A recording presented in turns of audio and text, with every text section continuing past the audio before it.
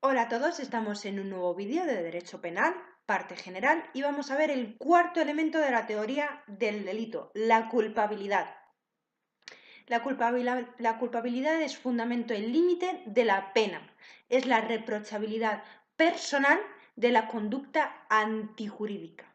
Bien, el principio de culpabilidad dice que no hay pena sin culpabilidad. La medida de la pena no puede superar la medida de la culpabilidad. El Código Penal no formula, ¿vale? No determina expresamente el principio de culpabilidad, aunque en el artículo 5 dice que no hay pena sin dolo o sin imprudencia. La estructura y elementos de la culpabilidad vemos que es la imputabilidad, el conocimiento, capacidad de conocimiento de la ilicitud del comportamiento y supuestos de no exigibilidad de la obediencia de la norma. La imputabilidad. La imputabilidad es la capacidad de comprender la ilicitud y adaptar su conducta a dicha comprensión. El Código Penal no define imputabilidad, pero sí las causas de exclusión. Las causas de imputabilidad, hay varias fórmulas para definirlas, las biológicas, las psicológicas y las mixtas. Bien, tenemos causa de imputabilidad. Vale, la primera es la anomalía o alteración psíquica, artículo 20.1 del Código Penal. El presupuesto psiquiátrico, o sea, las causas, es la psicosis, la neurosis, un trastorno del ánimo, por ejemplo, la depresión, trastorno de la personalidad y trastorno del comportamiento, la demencia, la epilepsia, la oligofrenia es el retraso mental, y un trastorno mental transitorio. Bien, y como presupuesto psicológico, o sea, los efectos es que se convierte en una eximente que puede ser completa o incompleta.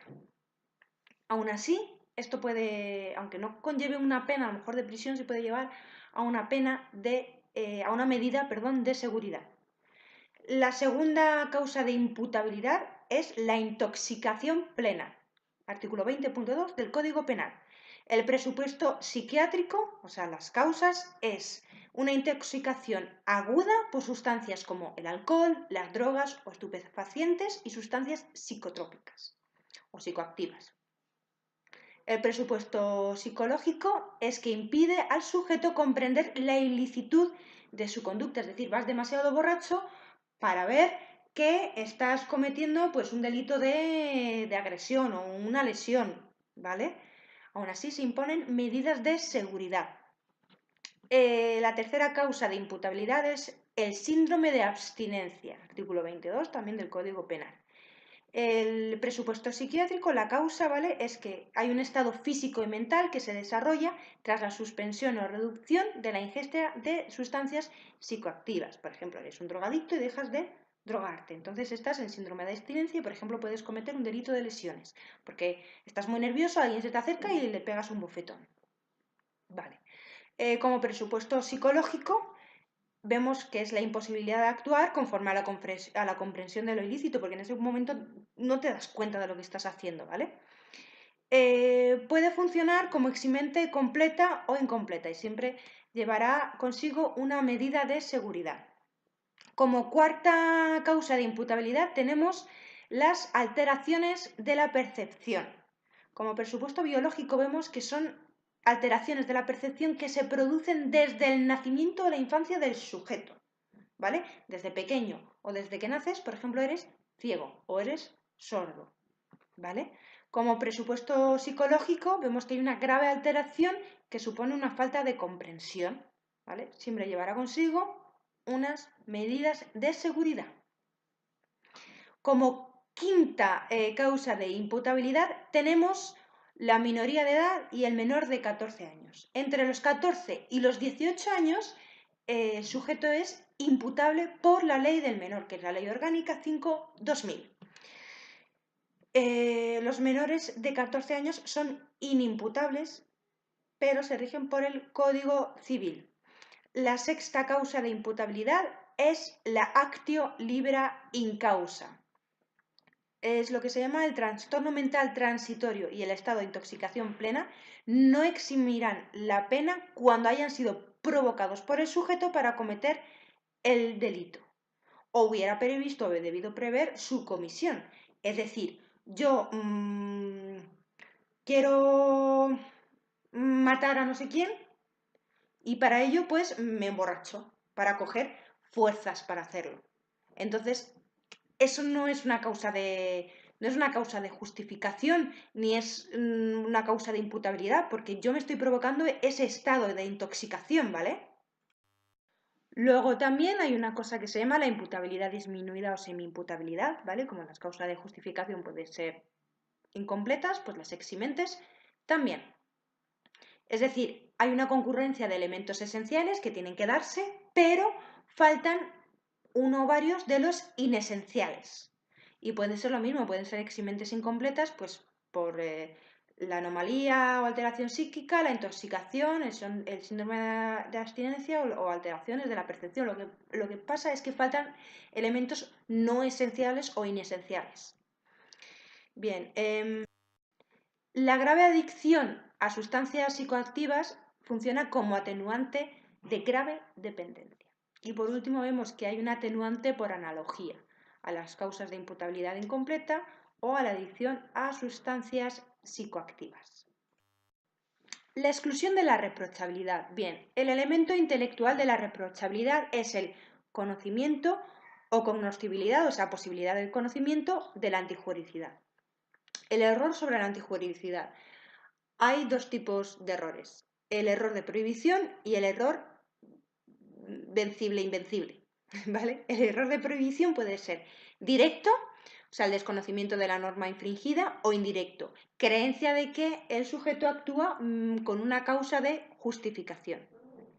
Y luego el error vencible es que puede conocerse la antijuridicidad de la conducta, entonces hay una disminución en 1 o 2 grados, o invencible, que no puede conocerse la antijuridicidad de la conducta. No hay responsabilidad en ese caso. Con respecto a los delitos imprudentes y el error de antijuridicidad, vemos que es necesario que el sujeto conociera o debiera conocer el cuidado debido. El sujeto sabe o puede saber que actúa descuidadamente y sin causa de justificación. Bien, el elemento volitivo de la reprochabilidad es que es necesario el conocimiento de la ilicitud y las circunstancias que rodeaban al sujeto. Tenemos por un lado la inexequibilidad y el estado de necesidad. Mayoritariamente se considera como causa de justificación. Pero también hay autores que lo consideran como causa de exculpación.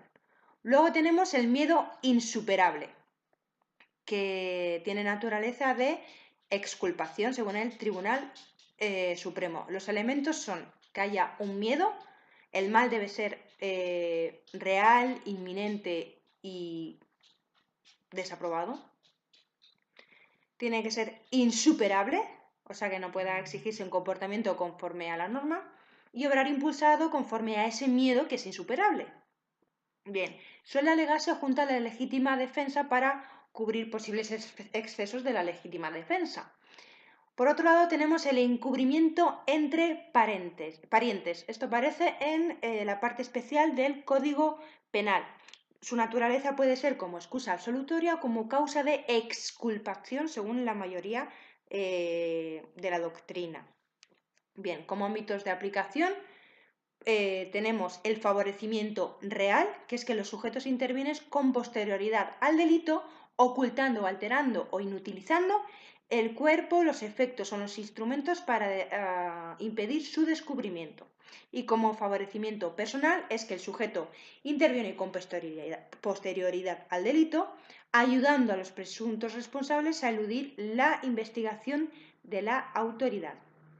Entonces, vemos que como elementos tenemos una relación personal, tiene que ser entre ascendientes, descendientes, hermanos, cónyuges o personas con una relación de afinidad similar, y un motivo o un móvil que es ayudar a ese pariente. Es decir, mi hermana ha cometido un delito de robo, yo cojo y la encubro en mi casa.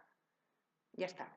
Delito, o sea, es, el encubrimiento entre parientes. O ha cometido un delito de robo y me trae a casa pues los objetos que ella ha robado, pues para que yo, por ejemplo, los oculte.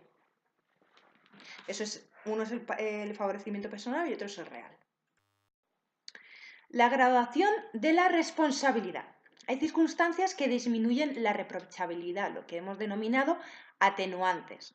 Las causas de exculpación como eximentes incompletas. Tenemos la eximente incompleta del estado de necesidad, es decir, faltan los elementos inesenciales o no esenciales, como que el mal causado sea igual o inferior al que se quiere evitar, la falta de provocación o la inexistencia de obligación de sacrificio.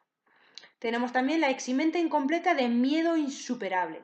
Faltan los elementos inesenciales, que es la insuperabilidad del miedo. Y por último, la eximente incompleta del encubrimiento entre parientes.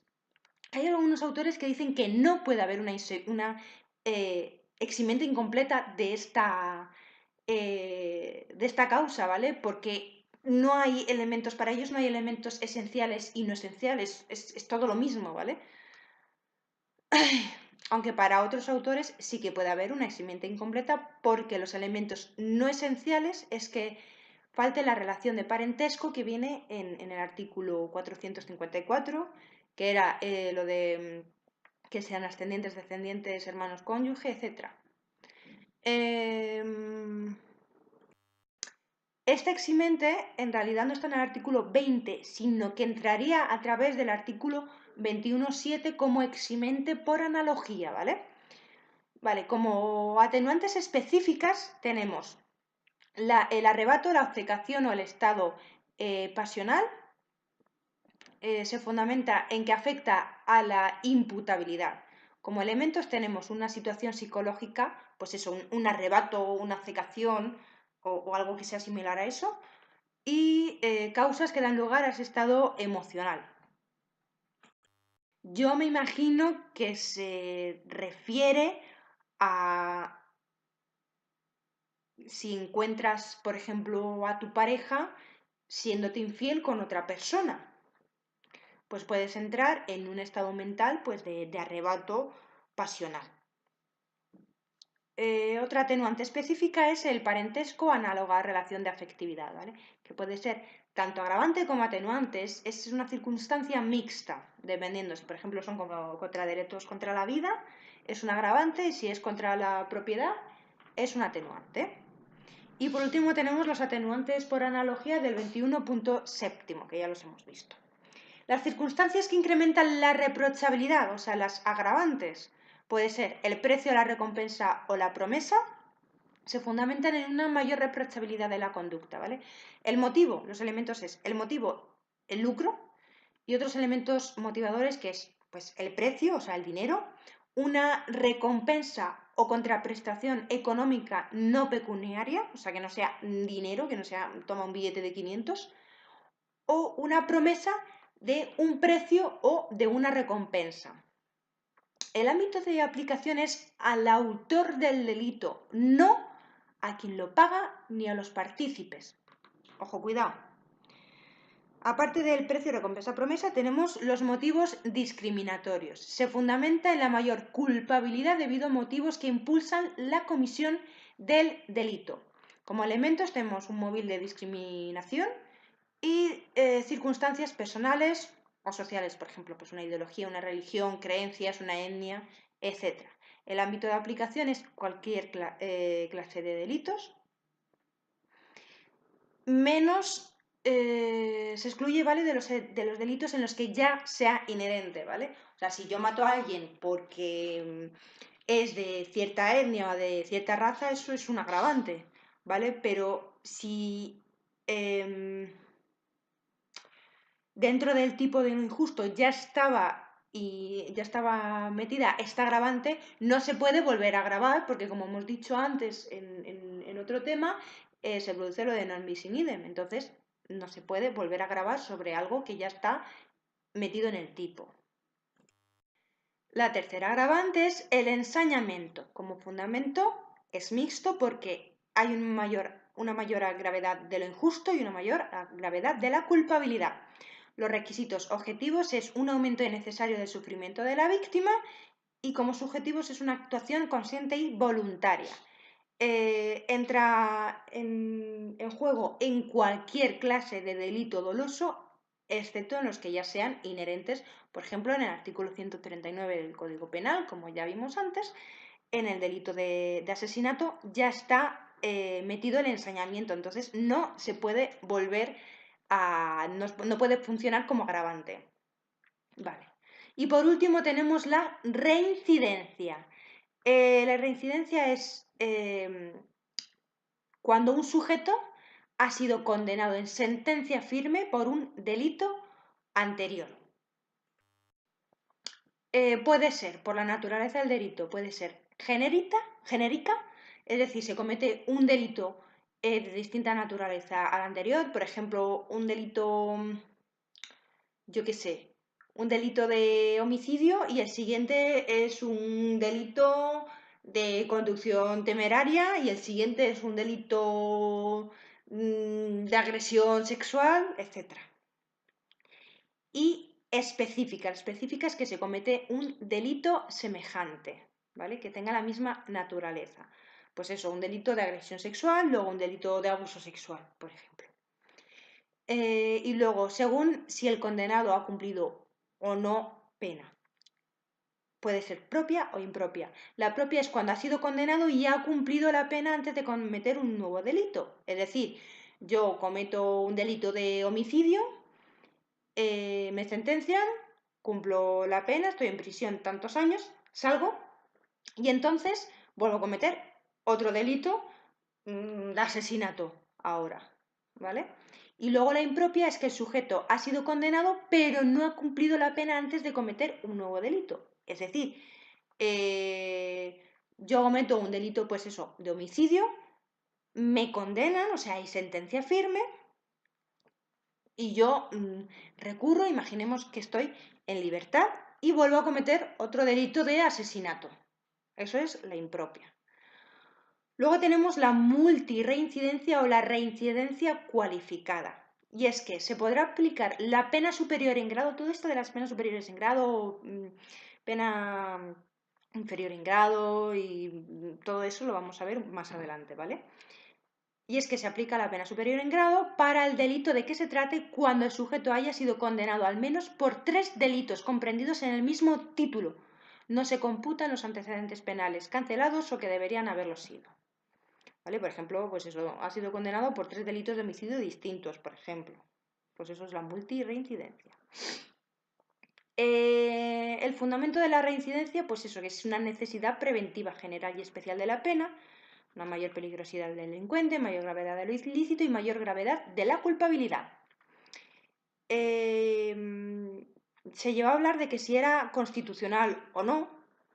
Algunas personas decían que no, pero al final, en una sentencia en 1991, se llevó a la conclusión de que sí era constitucional. Y por último decir que hay algunos autores que aconsejan que debería convertirse en una agravante facultativa. Y hasta aquí este elemento, el cuarto elemento de la teoría de la teoría jurídica del delito. Y nos vemos en el siguiente vídeo. Un saludo.